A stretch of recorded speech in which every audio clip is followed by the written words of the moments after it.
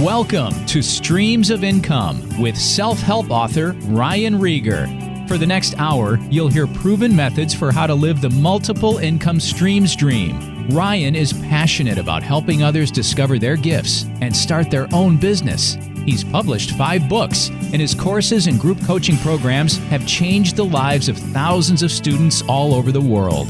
Ryan's books include Private Label, The Easy Way, Finding Your Grace Place, and his latest, Streams of Income. And now, here's your host, Ryan Rieger. Hey guys, welcome back to the Streams of Income radio show. I'm your host, Ryan Rieger, and today I'm chatting with my good friend, Travis Hettenbach. He's one of our leaders in the Legends group, our Legends family, as we call it, and he's got a cool story. He lost his job, was fired, and had no income coming in. He was working on using unemployment to try to make ends meet. Finally found his way into selling online. He bought a franchise for a while, did that, was not successful at that, and then started selling on Amazon in about 2016 and has done really well with that. He's got an awesome story because he talks about, some of the failures that he's had. None of the people that you see that are successful in any of these groups that I'm a part of, I mean, it's always been, there's things that have gone wrong. Failure happens. Failure is, in my mind, it's not final. It is an opportunity. It is a way you find out what didn't work, and so you narrow down to what does work. So don't fear failure. In our business with selling physical products online and trying new things online, there's going to be things that don't work, and I don't look at that as a bad thing. It's like, okay, let's not do that. Let's do something else. Further refine until you figure out what it is that is going to be working for you. So awesome episode. He has lots of nuggets on things that he's doing in his business. He went into how he finds profitable products, what he would do if he was in a store. He says he has a ton of replens, sells a lot of things from Walmart. And so I typically steer people away from Walmart because there are so many sellers that can have access to that. I typically try to find things that are at regional stores, and I steer people towards those types of things that are going to be different from all the other sellers out there. But Travis is a poster child for somebody that is doing really well at Walmart and has lots of replenishable items there. We even dug into the subject of cryptocurrency and decentralized finance, and Travis is actually doing really, really well, making about $160 a day in some crypto investments that he has. And if you want to learn more about that, I actually partnered with a guy named Travis Peters on a course, a crypto crash course. So if you heard about crypto, trying to figure out where you fit in there, do you want to know more about it, kind of dip your toe into that water, that course is perfect for that. Just to learn what in the world is this crypto space, how to get into it. We break it down pretty simply, especially with the decentralized finance part of it and some of these protocols. But that course is very helpful for that. If you want to learn more about that, there'll be a link in the show notes below. So tons of great information on this episode. You will learn a lot. And I really enjoyed having Travis on my show. Here's my interview with Travis. Travis, welcome to Streams of Income. So good to see you. Good to see you. Thanks, Ryan. Thanks for having me. I'm surprised. I know you were on an episode a while back, but it was with a couple other people. I've never just talked to you privately. So you've been a member of Legends, I think, since like the beginning of it. Almost the very beginning. I think I was a little slow to get in there, but pretty early, yeah. So tell me your story. Just take me back to when you got started selling online, or if you have other entrepreneurial stuff before that you want to talk about. I'm open, whatever you want to. However you want to start. I won't bore you too deep, but my entrepreneurial spirit actually started clear back when I was a little bitty kid. My mom has owned her own business since I was born, basically. So I grew up in a retail environment here. I'm in Wichita, Kansas, for those that don't know. But I grew up in the retail environment since I was a baby. I think I did tell this story once at a Legends reunion of my first attempt at sales. One of the customers in Mom's store was wandering around, and I'm barely old enough to walk and talk, and apparently I tried to sell them something that wasn't terribly appropriate for this older couple that was there, but because my mom, it was a novelty shop, and so there's all kinds of little goofy gag gifts and stuff like that. But anyway, so kind of embarrassed her a little bit, but that was the start of it all. So yeah, I grew up with that, and my dad has owned rentals for a long time, and so I just kind of grew up in that environment, but I didn't do it right away. In college I took some entrepreneurship classes. I actually ended up with a minor in entrepreneurship, if you can believe that. But I went straight into the corporate world. I was a software developer. I did that for about 14 years, and they apparently they got tired of me, so I got escorted out the door.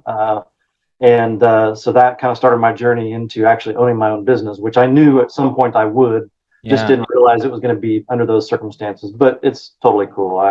Did you have anything going up to that point, to that abrupt, or did you have to I'm out of a job, now I got to figure out what to do? It was very abrupt. I did not have anything. I didn't even have any side hustles or anything like that. I mean, I had an eBay account, at the time, but this was, I'm trying to remember, was it 2011? I can't even remember. It's been so long ago. I think it was 2011.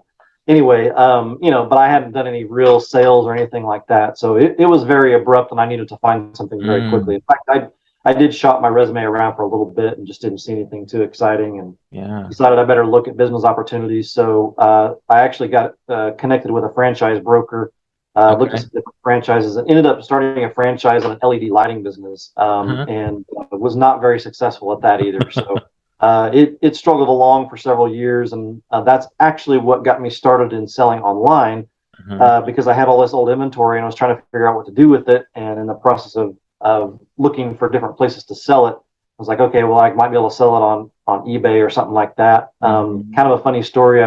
The office that I'm in now, there was a gentleman across the street who was having a garage sale. So I just randomly walked over there one day and checking something out. I've got time, and I started talking to him, and he was on crutches, at the time. And so I asked him how it's going, and he was like, yeah, I just quit my full-time job to sell full-time on eBay. And probably the look I gave him was like, are you crazy? What are you doing? Why would you quit a full-time job to sell on eBay? Because I didn't think eBay really had that much going on. I had heard a little bit about Amazon at the time. And so anyway, just that conversation, a lot of other stuff led me to do searches, obviously. And in the process of doing all of those searches, somewhere in the ads that were then returned on Facebook, I got an ad. I was pretty sure it was for one of Jim Cockram's deals. Okay. And then RA the Easy Way, of course, popped up with Danny's name on it. So that's what actually got me connected with all of you guys. And I sold a couple of things of my old LED lights on Amazon. I sent them in and sold them. And I'm like, well, this could be a thing. So I decided I would. I'm a big Black Friday shopper. So I decided, well, surely I can find some deals on Black Friday and sell those, right? So my first big foray was to go into Black Friday and hunt down deals for that and see what I could sell. And did okay at it. Actually had some pretty good success. And there's the cat. Hey, no problem. So anyway, the rest is kind of history from there. After I figured all that out and started following RA the Easy Way, eventually obviously morphed into replens and all of that. And so here we are. Gosh, what is it? Has it been 6 years, 7 years? I can't even. I have to go back and look and see when it actually started. So it's however long it's been. I can't even remember how long has Legends been. We started that webinar that we called RA the Easy Way was December of 2016. Okay, so it had to have been right there. So that's it'll be 6 years this December, right? So yeah. So I probably had an account a little bit before that. So it's probably been 6, maybe almost 7 years since I started. So wow. When you lost your job, did you have money saved up that made it less stressful, or is it like, oh my goodness, I'm in trouble now? Or well, yes and no. I mean, so I worked at a corporate environment where I had a nice big 401k. Not ideal, but obviously I did have to dip into that for a little while because it went several months before I really. I mean, I was fired in January, and I didn't actually start my LED lighting business until June. Wow. But we didn't even have a real soft open until November of that year. So it was quite a while. Yeah. And that was it was stressful. Yeah. I mean, it was not fun. I mean, there was no real income coming in. I filed for unemployment and got unemployment for a little bit, which is, it's not much. It's a drop in the bucket to what you actually need, but I guess it's better than nothing. So wow. anyway, yeah, it was definitely stressful. But we pushed through it and made it that far. And even though with all of that said and done, the LED business really never took off. I never really got the support that I felt like I should have had from the franchise. So eventually I just kind of left that behind. It kind of turned into a side hustle once my Amazon business really took off. It just kind of turned into a side hustle. So. Sure. Yeah. What was the first few things that you sold on Amazon? Was it those lights or something different? I think it was the lights. Yeah, I think that was one of the first things I tried. Is I had some stuff that I knew wasn't selling locally. When I bought the franchise, they send you a whole bunch of inventory at first. I say send, you actually purchase it. So I purchased a whole bunch of inventory, right. And a lot of it never sold after several years. And so I decided, well, I got to, it's pennies on the dollar, but I got to do something to recover some cash. So yeah, I think that was the first thing. Was a few of those things, and then realized, this might be a way to go about this. And that's kind of what led me down the path of trying to figure out, well, can I get wholesale deals? I did do a private label experiment that failed hard. So we don't have to go too deep into that. I don't want to bore you, but just like most stories you hear, the first private label thing did not go well, which is kind of a bummer because I did the research. I went Jungle Scout and I did all those things back then. I did a lot of YouTubing and a lot of research and whatnot. I actually found a product that was selling, and it started to sell organically, which was fantastic. Yeah. And then the IP complaint came. Oh no! I had a copyright infringement. I think I've told this story before, but it was the little light up balloons, like you pull the little tab and the balloons light up and whatnot. The copyright infringement was on the little pull tab. The little pull tab had a specific color and a specific design, and that was the thing that was copyrighted. So I had thousands of, and I still have thousands of balloons that had that little pull tab in them. And there's really nothing you can do. It's not like I can take all those pull tabs out and put something else in there, because that's integral to the design, and that's right. That's what starts the light. So oh man, so it was a bummer because honestly it was starting to run successfully. There were some organic sales and all that, and about that time is when the whole thing wow. So. Oh my gosh. So when you got into the Legends group, that was pretty early in your selling career, right? Right. Yeah, because I was looking for a way. I understood the idea. We didn't call it replens back then, but I understood the idea of if I can keep buying something over and over and reselling it, that's what I want to do. Yeah. I actually had something at that time from Walmart that I was doing that with. Okay. In fact, I was going to ask you, do you still have any of those original replens? Okay, that's awesome. I do, yeah. One of my very first replens, one of my best all-time sellers, I still am getting it. That's awesome. Yeah, believe it or not, I am. Wow. So, yeah. A 6-year-old replen. That's kind of rare, isn't it? Yeah, it is. Unless it's wholesale that you have an exclusive on or your private label, but like you're talking about something that you buy at a store, at Walmart. Wow. Yeah, I go to Walmart, load up the cart with it, and bring it back and sell it. And I can sell as many as I can load in my cart. Really? I'm not going to ask you what it is, but like, do you have is there a lot of sellers on that all the time? Is like, or you kind of one of the only ones? Yeah, there didn't used to be. There's a lot more than there used to be now. Yeah, wow. It's of course it's weird too. Is obviously now you see with all the cost of goods going up, it's crazy because I know what my original cost was on that item, and I think we're double what we used to be now with everything going on. So at least double, if not more. But yeah, it's for a long time I was one of there was other sellers on it, but there weren't very many, and it just slowly went up and up. And there's still quite a few sellers on it now, but. It's one of those things, believe it or not, it's actually getting harder and harder to find. I can't figure out if there's actual shortages or exactly what's going on, but I mean, I'm sure everybody else that's an Amazon seller is seeing that there's certain items that you just have a hard time getting, especially quantities of. So sure. Is that I'm sure you've already been down this road since you have wholesale background. Is that something that you could look for at a wholesale place or? This particular item I would not be able to, but similar items I could. Got it. I haven't pursued that too hard. To be totally honest, I really don't have too many wholesale items that I'm doing right now. I have a few no exclusives. I just I kind of focus on what I can get locally, and if I can find some wholesale sources for the same things, I do that too. But do you find do you have a lot of replens at Walmart? I do. So do you find that it's almost it's is it hard to find sources for those wholesale that beat the Walmart price? It is, yeah. It's crazy to think that too, but with Walmart's buying power, I mean, shoot, even if you just Google, that item, whatever it is you're looking for, man, it's some of the wholesale prices from distributors is higher than what you can buy it at Walmart. And if it's not higher, it's so close that it's kind of like, what's the point if I can just go down to local Walmart and buy it? Yeah. Why would I spend time hunting for it online and waiting for it to ship to me? And then, I can go down to Walmart. I've got in Wichita, do we have 6 Walmarts or something crazy like that? I don't know how many we have. I've got a Walmart that's within, I think, 3 miles of me here. We've got the neighborhood Walmarts. I mean, there's no shortage of Walmarts. Yeah. So it just seems silly to go spend all that energy and time, ordering stuff and waiting on it for it to come in when I can go down to the store today and buy it and ship it tomorrow. Yeah.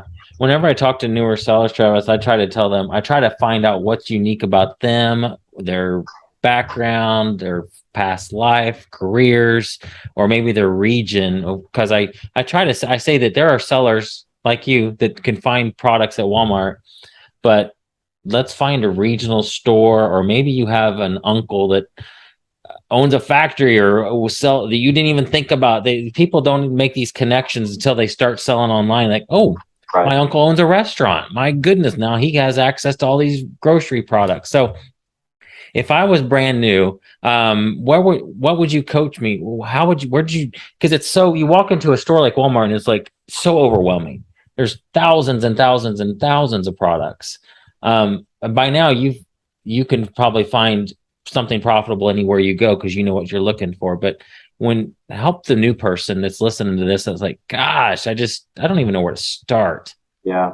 I think that's one of the hardest things, is getting so overwhelmed, especially in a store like Walmart. So I guess the advice I would give, or the coaching I would give, is what specifically about it is overwhelming? Is it just the size of the store? Because it is for me. If I walk into Walmart, even today after I've been doing this for so long, to stand at the end of the aisle and look down there, man, that's overwhelming to go. There's a whole aisle of stuff I need to go and figure out if there's refunds down there.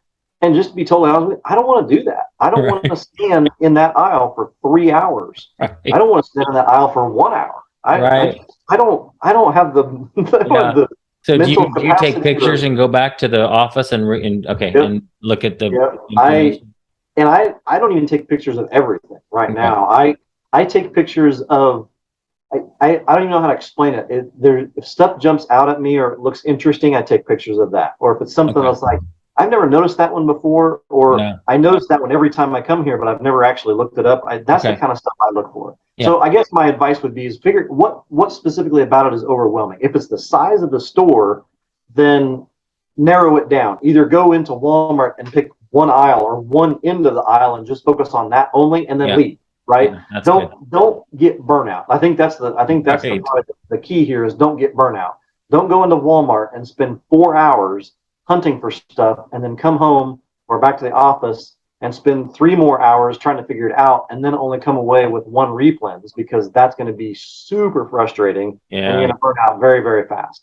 Go into Walmart. I remember Danny even talking about this a little bit too. Don't spend hours in there. Go into Walmart, set a time limit. If it's an hour, if it's 30 minutes, whatever it is, go in there, pick one section for 30 minutes, look everything up in that section, and then leave. Don't do anything else. Just get out of there, because if that's you, because I know in talking with Jimmy and those guys, a lot of times they would spend hours and going up and down the aisle. Right. I can't do that. Right. So, figure out what works for you, but that's what I would do. Is I go pick one section, a 10-foot section or a 6-foot section or whatever it is, take pictures of everything or hunt it right there or whatever works for you. The other thing I would say is don't go to Walmart. Go to, I know you were kind of hinting at it, but pick a regional store. Even if, as you're looking in the regional store, the items are higher priced. In other words, the price that they're selling them at is not profitable. That doesn't mean you can't go buy them somewhere else, because there's a pretty good chance that you still may be able to find those items at Walmart or somewhere else, right? So go to a regional store that's smaller, find those items, and then figure out if you can buy them somewhere else at a price that is profitable. Yeah. just because whatever item you're looking at is not profitable doesn't mean that's the end of the search for you, right? I Yes. can't tell you how many times I mean, even because I use the legendary VAs for some of the stuff that I'm hunting, Mm-hmm. and sometimes they'll post something for me to look at. And it's like, well, that's not profitable, but I wonder if I can find it somewhere else, and I'll go Yeah. look at it, and just in the quick search of, I mean, sometimes it's just as simple as searching the title of that thing, Mm-hmm. and you get a list of the. I rarely go past the first page because usually the first page, maybe two, are the retail places that carry that item, and shoot, sometimes you can even see the price right there on the Google return. Yeah. I do it that way. If I can't Yeah. find that item profitably, I move on. I keep moving. I think that's the thing too, is don't get so bogged down in the weeds that you're spending 10 minutes hunting down one item. Yeah. I don't do that. I try to limit it to just a minute or two, and then I keep Yeah. moving. So if we walked into a Walmart together, and let's say, I know Honey Woods will tell people to find a section that you have interest in or about. So I'm not a fisherman, but I use that example a lot. So let's walk into the fishing aisle of Walmart, um, and let's say we're going to spend 30 minutes in that section, and we're by the reels and the lures and the bait and all that stuff. How would you walk me through what we're actually going to do? Like, we have our phones. We've got a sourcing app, like maybe the Omni Rocket or the Amazon Seller app. What are we typing in? Because walk me, what does that look like? Yeah. Well, I go back to the old school way that Danny always taught, and that's the reverse lookup. I mean, Mhm. the reverse sourcing. I search it by title first. I still scan stuff just Yep. because I want to see if it gives me a quick return. Uh-huh. But I will look it up. So if it's Yep. all my fishing stuff's in my trunk. But if I had a package of lures here that I wanted to see what they were, I would probably scan it just to see what happens, because there's nothing wrong with scanning something, Right. and it's a quick return. It gives me results in a matter of seconds. If it looks like that's profitable, that's great, but don't stop there. I would then go back and then search by the title of it too. So if it's I fish, but I couldn't tell you name brands of anything, to Me be honest either. with you. I know Stren used to be a brand of line. So if you were looking for this, you'd say, I want a Stren 5 pound line, search for it that way. Stren 5 pound fluoro line, Mm-hmm. 100 yards or whatever they sell them in, and see if that returns anything. Because even if it doesn't return that item that you have in your hand, there might be an item right there on the shelf next to it that you're looking for too. Because I can't tell you how many times I've found something like that. It's like, I'm looking for this one, and I do a search on my phone, and I find it's like, well, this one that I've got in my hand isn't there, but I come across something else. It's like, well, that's selling pretty fast. It looks like there's some pretty good profit. Oh yeah, there that is right there on that aisle too. So Yeah. yeah, that I still absolutely subscribe to the reverse sourcing method for sure. Yeah. I still scan stuff, but it's not my primary method. I use it as a quick, just to get results quickly and scan through them and then move on, and then I do my reverse sourcing that way. But I Awesome. do, as you mentioned earlier, I do most of my sourcing when I'm back at my desk. So for Okay. me, I probably wouldn't stand on the aisle. I would go and take pictures, Uh-huh. and I would take a reasonable number of pictures. Right, I'd go, maybe pick a 3 foot section, because the lures, there's going to be hundreds of them.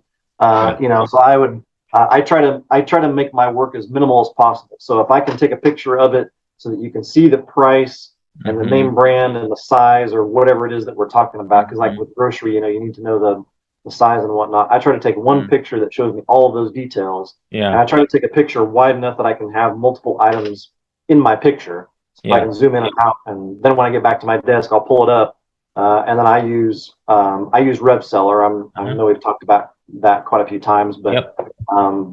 that's my go-to for figuring out if it's profitable and all that. So I hunt down the listing on Amazon, then I poke in my cost into RevSeller, and if it pops up and it looks like it's profitable, then I add it to my list. Yeah. And I usually, what I do, I use Inventory Lab. So I'll create a what I call a finds batch in Inventory Lab, and add all those items to that. Submit it, so I get all my MSKUs out of it, and then I go back. The next time I go back to Walmart, then I'll pick up 2 or 3 of them or whatever it That's is. awesome. I very rarely buy more than one or two of an item unless it just looks like it's a pretty obvious seller. I've actually been a little more conservative lately than I used to be.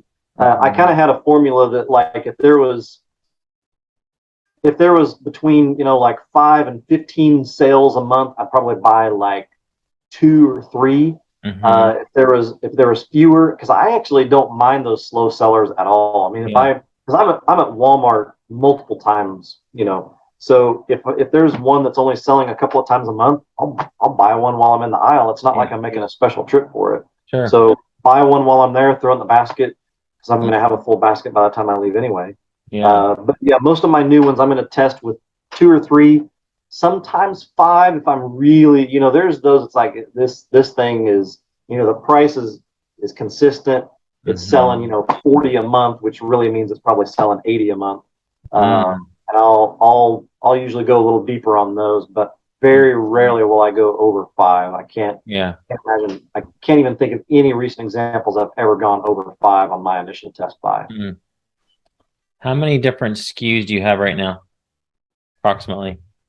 Um, I can tell it to you a different way. I use the Replen dashboard, Uh-huh. and my shopping list for today, I think, had 300 SKUs on it that I need to buy. Wow. And those are So all replens, things you've sold those are before? those are all replens. Wow. And Yeah. when you walk into a Yeah. store to replenish those, are you always looking for, do you have a certain goal? I want to find X number of new things to test every time I shop, or every week, or every month? Sometimes, yeah. I'm not as consistent with that as I used to be. It's kind of one of those things that lately things have just been busy enough that sometimes all I have time for is just grabbing the stuff that's on my list and getting out. Yeah. And frankly, I'm compared to some of the other sellers. I'm not as big. I don't have as much volume as some of the others. So 300 SKUs is probably small compared to some of the other replens hunters out there. I guarantee you, folks like Kate and Jimmy and those guys, they're probably hunting for 600 or 800 or more. But Yeah. yeah, I try to at least take a few minutes each time I'm there to take pictures of a couple of things, but I won't typically stop and hunt for something right there, unless it just for some, every once in a while there's this gut feeling. It's like there's something about this item that kind of interests me. I'll hunt it down right there and see if I can shoot something. But Yeah. normally I might try to take a few pictures and then go hunt them later when I'm back at my desk or when I have some free That time. makes sense. Do you do a decent amount of grocery?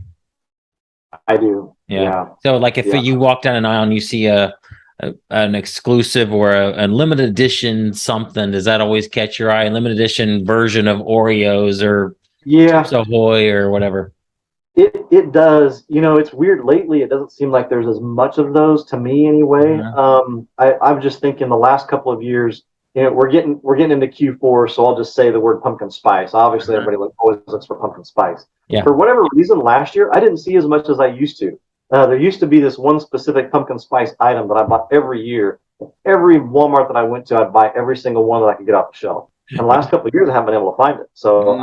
I don't know what that's all about. I don't know if it's just a supply issue or if they've changed the way they're doing things. Yeah. I don't know what's going on. But Interesting. limited edition always has an interest because But the thing about it is that also piques other sellers' interest too. Sure. So there's usually plenty of people on that trying to get it sold. But Mm. it doesn't mean it's bad. It just means keep that in mind when you're hunting it. Yeah. You may see the number of sellers go up and the price go down. But as long as you've got Sure. enough margin in there. And for that, do you just hang on to those types of things and wait for everybody else to sell out, or do you? Yeah, I'm not a big fan of holding inventory. I used to do this a few reunions ago. I think I did a presentation on this about Yeah, I holding remember that. inventory. Yeah. The ROI on your inventory, if you hold it and let's say you end up making, I used to have the numbers. I don't have them in my head anymore, Sure. but let's say, you hold it, if you could sell it right now, you made $5. If you could hold it for 3 months, you could make $10. Well, the $5 right now is more valuable to you than the $10 in 3 months. Yes. Especially You can going into invest that in Q4. something else and turn it over again.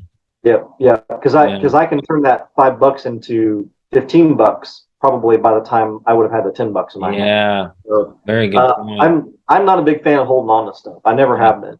I like I said, we did that presentation a while back. I had the math on it, and you can always plug in different numbers, and it always depends, right? I mean, if you have a huge difference in the profit, I mean, if you have something that's not profitable right now and it has a bunch of profit in a couple of months, that's something else. But Yeah. I think the reason that topic came up was because a lot of people were buying like Christmas stuff on clearance the day after Christmas. and then holding it until next year. Yeah. I don't like that. Okay. I'm not a fan of that at all. Yeah. I don't want that money tied up. I'd rather have that money in my hand. I don't want to tie up my inventory money that I could be buying more replens with right now, and having to sit on it for 6 to 9 months. I have no interest in that personally. Yeah. Some people like to do that. I don't Sure. like doing it. Or putting it into something else that we'll talk about in a minute. Yeah, exactly. All right. Well, last question about the Amazon stuff, and then we'll transition, and we'll let you go here. Black Friday. You mentioned you're a big Black Friday seller. Do you still go around and do all the clearance stuff at Q4? I do. Awesome. I do a little bit of clearance stuff, but I definitely do a whole lot of Black Friday stuff. Okay. Yeah, Black Friday is an event for me. It's been an event since since before I did any of this Amazon stuff. I remember I was telling somebody this story the other day. I remember back in the day when everything was rebates for Black Friday, right? Uh-huh. You'd go to Best Buy and you'd buy a stack of CD cases, Mm-hmm. and there'd be a rebate on them. So this is free after rebate as long as you send the rebate in. Right. I was that guy who came home with a whole bunch of stuff that I didn't need, but it was free because of the rebate. Guess who forgot to send in the rebates? Oh gosh. So I had a whole bunch of silly stuff that was supposed to be free, and then I forgot to send in the rebates in time. And so I'm really glad now that you don't have to send in those rebates anymore. Do you have a strategy for Black Friday that you follow? I try to look at the sales, ahead of time. So, usually by mid-November, everybody has their stuff published. I still get up on Thanksgiving Day, and I'll go grab a paper and look at it again. And I will sit down with the paper, and I'll go through, and in fact, I'm pretty much almost hunt every item that's in the ad, unless it's just something obvious. Like I'm not going to hunt TVs or anything like that. But if it's smaller stuff and it looks like it's a pretty good deal, I'll look up and I'll reverse source almost every item that's in the ad. So I'll put all those down, and if it looks like it's something that can be profitable, then I'll add it to my shopping list. And when I go out, the next day, I'll try to buy it. So that's kind of my method. I'll try to hunt them down, the week or two before, but it seems like there's always stuff coming out like last minute. Although I say that now, Walmart's doing this deal where they have had sales kind of leading up to Black Friday to kind of lower the big rush on Black Friday, which was really, really strange. This last year, I went to Walmart on Black Friday. There was no line. I have a picture of the aisle in Walmart looking down the aisle. Yeah. One of their main aisles, and there's like 3 people in the aisle. I was like, did I sleep through Black Friday? Is this what is this? I was like, what happened? Oh, I was like, was it the rapture and I missed it? Right. What happened? Oh, I missed it. It's like, what in the world's going on? So it was so weird because, like I said, I've been doing Black Friday for 20 plus years, probably more than that, almost 30 years. But and it's always this mad rush. And I walked into Walmart and there was nobody there. I seriously thought something was wrong. Something's wrong in the world. Something happened. I missed it. I don't know what happened. Apparently that was. Oh my gosh. So, yeah. Wow. Okay, let's chat about the cryptocurrency. So that's something that you and I have been messing around with. I've I started, I think Bitcoin for me, I think I bought it in 2017, bought a tiny little bit, but now we're learning more about the DeFi space, decentralized finance. I don't want to go too deep on this because some people are like super interested or like super bored with talking about this. But tell me quickly your crypto journey, kind of some of the things that you're doing right now with that, and then we'll just wrap this up. I'd have to go and look and see my portfolio, but I did up until this year, when we first started talking about this new DeFi stuff. The extent of my crypto knowledge was buy a coin, hold it, hope it goes up. Me too. That's all I knew. And I had some luck with that because I bought Bitcoin years ago. I don't remember when it was pretty low. And it got a little bit higher, and I'm like, okay, I'm going to sell it. And then, of course, it went way up, and I'm like, wow, that sucks. I should have kept some more of it. So, and I bought in again, and I kept it, and I bought, I ended up doing okay with that. And I think right now, even though Bitcoin is down right now, I think I'm still in a positive position on my Bitcoin. I don't have very much of it, but I have enough that I've made some money on it if I decide to sell it. So. But yeah, and that's all I knew about crypto until I knew about mining, obviously, and I knew that you could do that. And I knew there was a lot of energy and whatnot wrapped up in that. And I've never tried it. That was the extent of my knowledge until this year when we started talking about all this other passive income strategy. Yeah. So, yeah. Man. So, yeah, so let's try to unpack that for somebody that's not, there's so much, I'm still learning, just like, I heard somebody say that, like, hey, we're all new to this. So even the people who have been doing this longer, or the quote YouTube gurus on they're new too. But essentially, there's another world called decentralized finance, and it's completely outside of our normal. These projects live on the blockchain, and there's opportunities to make a crazy amount of money. And so I don't know, how would you do if I feel like I'm not the best. I'm still learning, so I don't feel like I'm the best explaining this. I can explain how to sell on Amazon to anybody, but what would you tell your grandma, like, what all this is? It's hard because I don't know that I'm the best person to try to explain it either, because like you said, I'm learning too. There's a lot about it that I don't understand. So I'll just say that right now. Yeah. But I also know that there's a lot about it that I don't need to understand in order to make strategic decisions and make money at it. That's correct. Yes. So I guess let me say that first. You don't need to be a crypto expert, right, to be able to make money at this, right? So if you ask me to give someone the basics of how crypto works and what it does, to be totally honest with you, I don't know that I could. I understand at an extremely conceptual level, but I don't know that, if my kid asked me, or my neighbor asked me, hey, how does crypto work? I would probably butcher it so bad that it just wouldn't. Yeah, I think I would too. I'd probably say something like, remember the days of Napster and the music, where all the music lived on all these computers all over the world. I think that like with Bitcoin, all these computers can write the code, and it nobody can mess with it because it doesn't live in one place. It's decentralized. It's all over. It lives in all these places all at the same time.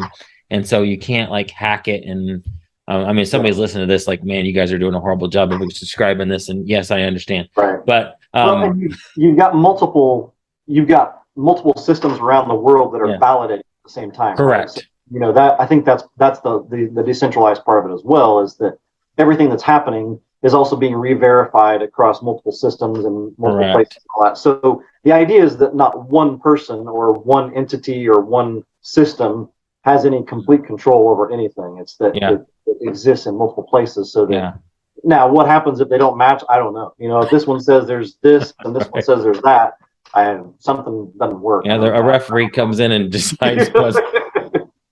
Yeah, I don't exactly know what happens then, but I know. We'll have to ask somebody smarter than us on that. But then there's these projects that so you joined the group that I promoted back in April, and actually about to launch it again. Called Passive Income Engines. And, I feel like since then, I've learned so much. I feel like the whole group has. It started off like in certain protocols that are mining protocols that, some have done well, most of them really haven't. But now that I feel like my way, I tell people it's like my Amazon journey. You start in and you're like, I don't know what to sell. I'll try everything. I'll test a bunch of stuff and I'll hone in on a strategy. Whereas when most Amazon sellers, they're like, I'm a grocery guy, or I really know wholesale really well, so I'll focus on this. For me, I feel like my strategy has been refined to where I'm loving the bots, where it doesn't matter what the price of these tokens are, that it's trading back and forth, and you're able to make money with that. And so, like the one we're talking about, like Stable Fund, for example, it's an artificial intelligent bot, right? That it's actually making those trades for us. And it sounds, to some people listening to this, it sounds crazy, but 1.5% per day on your money. Right. It does sound crazy. Yeah. I mean, where in the world have you ever heard of anything giving you 1.5% daily? Yeah. Even monthly. Back in the day, 1.5% per month is pretty crazy too. Yeah. Because what's a CD now? I mean, is it like 0.9% annually or something ridiculous like that? Right. Right. So, yeah. Yeah, so these are, I mean, these are riskier investments. We say only risk what you're willing to lose, but it's fun learning this, and I feel like crypto is the future. But you said you're like what, at $160 a day or something like that? Yeah, about $160 a day on stablecoin Incredible. on the BUSD side of it. So that one's going great.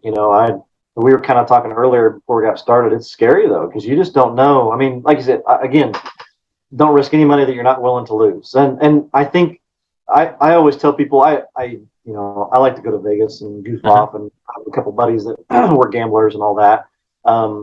I hate to make the comparison because I know what we're doing is not gambling, but Right. you need to treat the money like it is. In other words, you need to assume that you're not getting that money back. Mm, That's kind of my philosophy. I don't know that everybody will agree with that, but if you're not willing to not get that money back, you probably should not invest it in crypto. yeah.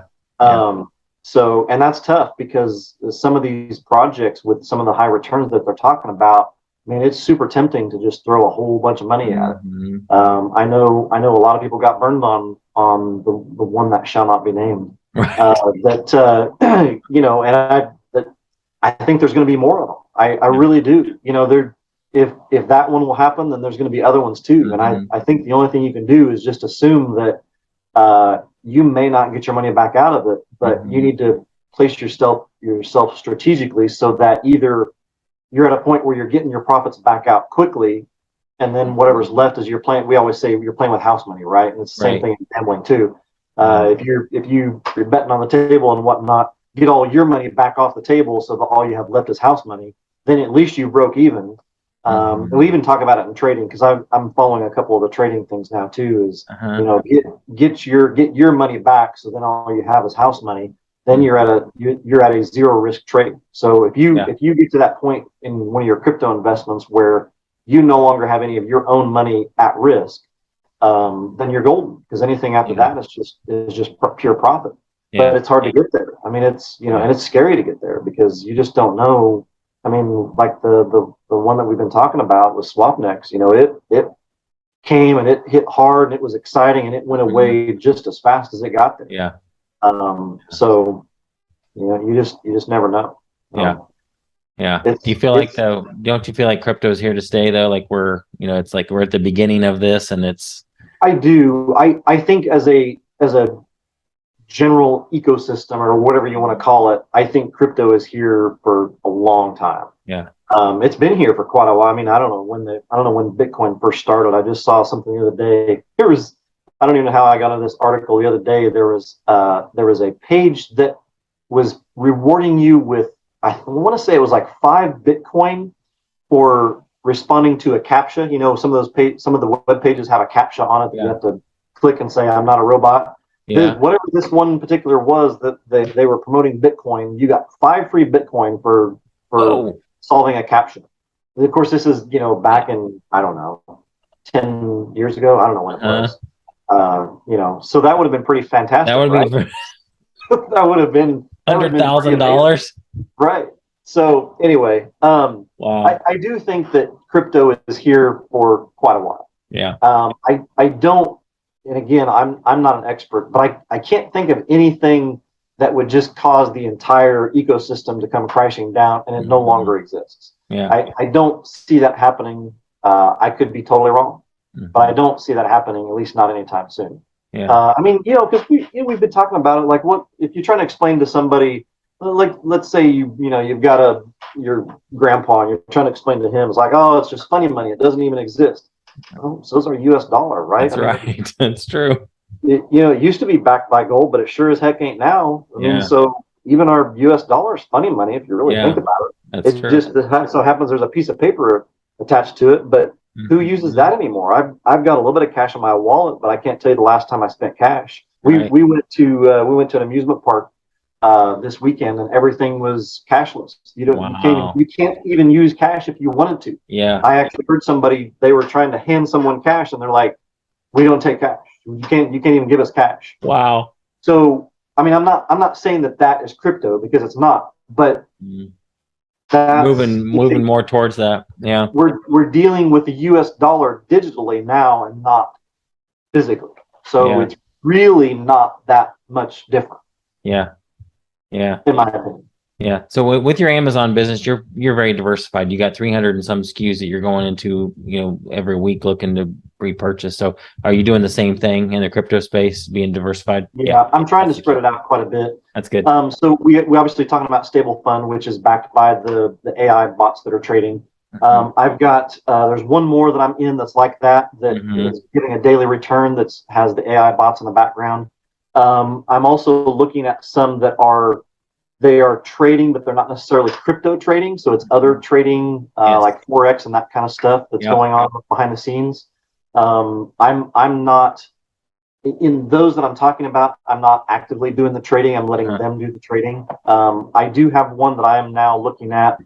8 Minute Trader, I think, has probably been mentioned in our group before. That I'm really, really interested in that one because I think there's a lot to learn to the trading aspect of it. So they deal with Forex and metals, and they actually don't do a whole lot of crypto, but you can do crypto in there as well. But that would be taking an active role in the trading aspect of it. So actually placing the trade and then closing the trade. I'm really interested in that because I think if you can gain the knowledge, and this is a big if, right? But if you can gain the knowledge to be successful at it, it really doesn't matter what kind of market you're in. It doesn't.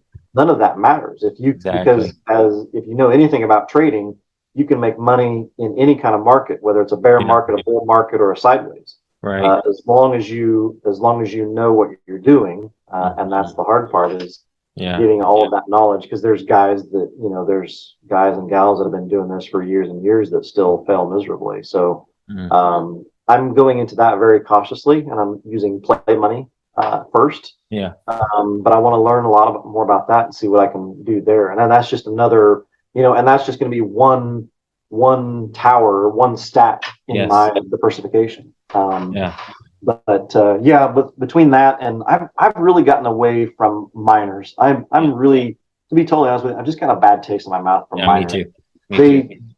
At first it was like, okay, this kind of makes sense, but I don't really understand. But at the end of the day, when they all rely on Ponzonomics and all that, they turn me off pretty quickly. So I agree with you. I don't even want to spend the energy, because I know, the key to those is getting it early and then getting out. I don't have the mental energy to deal. I don't have to think about that. I don't want to deal with that. So these bots run in the background. We don't have to think about them. Yeah, I've got a couple that I still have some staking in, and basically I just go in once a day and either compound them or take a little bit out, and I don't probably do anything else with them. So I'm trying to think of what else I've got going on. Oh, there's one that's doing some gold mining. I'm in that one. I wanted to see how the first month went before I shared that one in the group, but I've got a little bit in that one as well. I've got we've talked a little bit about yield nodes. I've got a little bit in that one too, which is pretty interesting. If you're not familiar with it, my understanding of it is you are essentially staking your money with a company who then brings up master nodes on your behalf, and you get the benefit of those nodes existing on the blockchain. And I think isn't a node where you make money from the transaction fees? Right. Yeah. So that one, and again, that's one of those that market up or down, you make money. It doesn't matter. There's gonna be transactions. As long as there's somebody doing transactions, then you get something. So I've got a little bit in that. I think that one, it's not as high of percentage as other stuff, but it's still, I think their official average is like 6 or 7% a month. Which, I mean, again, you can't get that with any kind of CD or savings account or anything else. So absolutely. Just kind of trying to spread it out a lot of across some different things like that. For sure. Yeah. And they're saying like that yield nodes, I think, is only like, well, it varies, but is it 6 to 10% a month or something like that, which in the DeFi space is not that exciting, but to most people listening, like, whoa, how in the world do you get into that? So guys, if this, I know I've never ever talked about this on the podcast, but if this sounds remotely interesting, go to there'll be a link in the description of this episode where you can learn more. I actually have a partnered with a guy on a course for especially perfect for beginners, because I'm still learning and I was a beginner back in March. That will get you up to speed on this and help you decide which way to go on it. But it's fun. Trying to think of what else I've got. there's something else that I just recently looked at, but it slipped my mind right now. But that I'm like you. I like the bots because I feel like that's something that can make money regardless of the market. Yes. The one that I'm actually exploring just today was had to do with mining, but it was cloud-based mining. So rather than getting your own machine and doing mining here, it's just paying someone to host a mining deal for you. So it looks like there may be that would be another avenue to do some passive income, but I just barely scratched the surface today, and then I had to go do some other stuff, so I didn't get very deep into that. You got a prep center. We didn't even talk about the prep center. I know you try to keep it small, but do you have people listening? Some of them want prep centers. Do you have room for more, or? Maybe. Okay. It would depend on how big they are, especially now that we're in September. If you have a need, contact me and let's talk about it, because I probably can squeeze maybe one or two in. Okay. We're definitely in crunch time now, and not knowing exactly how many people are going to be sending more stuff, because every client, of course, ramps up in Q4. Yeah. But we've had a couple of clients drop off because of whatever reason. So I may have a spot or two. Sure. So no problem. Holler at me. I can't promise you. But for sure. Okay. Yeah. Cool. Well, last question. What advice would you give for people that are, listening to build a business, like where you have it, they're thinking, man, I just lost my job, or I feel like I'm about to, or I'm scared I'm going to, and I want to be where Travis is. So the first thing I'd say is it's okay to be scared. If you're not scared, I'd be more worried. If that didn't scare you, I would be a little bit more concerned, because granted, the day that I got walked out was probably the most stress relieving day I've had in a long time, because of just the environment that I was in was just really difficult. But it's okay to be scared. Use that as energy to figure out what you're going to do. And explore.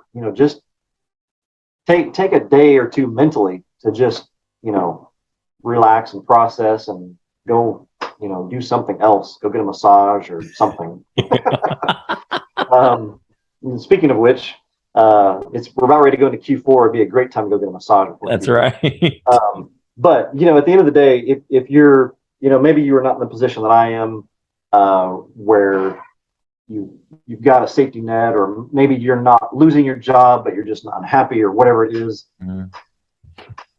Don't be afraid to take some action. This is not something that you have to jump, feet first into. Dip your toe into it.